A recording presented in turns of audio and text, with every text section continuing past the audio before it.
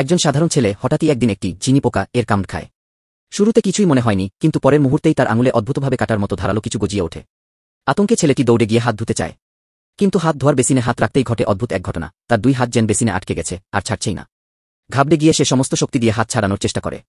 শেষমেশ এমন টান মারে যে পুরো বেসিনটাই ছিঁড়ে উঠে যায়।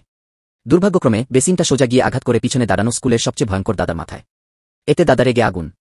সে উঠে দাঁড়িয়ে ছেলেটিকে শায়েস্তা করতে চায়, কিন্তু তার ছোড়া ঘুষি আশ্চর্যজনকভাবে ছেলেটি হালকাভাবে এড়িয়ে যায়।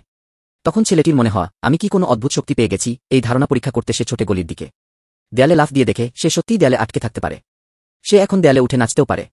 বুঝতে আর বাকি থাকে না, তার ভেতরে জন্ম নিয়েছে কোনো এক অতিমানবীয় ক্ষমতা। এই নতুন শক্তিতে বুঁদ হয়ে যাওয়া ঠিক সেই মুহূর্তে সে দেখে একদম সামনের রাস্তায় একটি ট্রাক নিয়ন্ত্রণ হারিয়ে ফেলেছে, আর ঠিক সামনে দিয়ে এক বৃদ্ধা রাস্তা পার হচ্ছেন। 1 সেকেন্ডের জন্যও না ভেবে সে দৌড়ে যায় এবং বৃদ্ধাকে ধাক্কা দিয়ে নিরাপদে সরিয়ে দেয়, কিন্তু নিজে আর সরে যেতে পারে না। ট্রাক তাকে ধাক্কা মারে।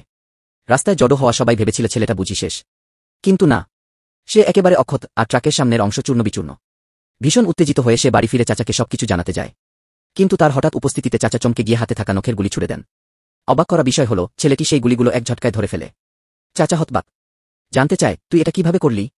ছেলেটি হেসে বলে, এটা তো সবাই পারে। চাচা বিশ্বাস করেন না।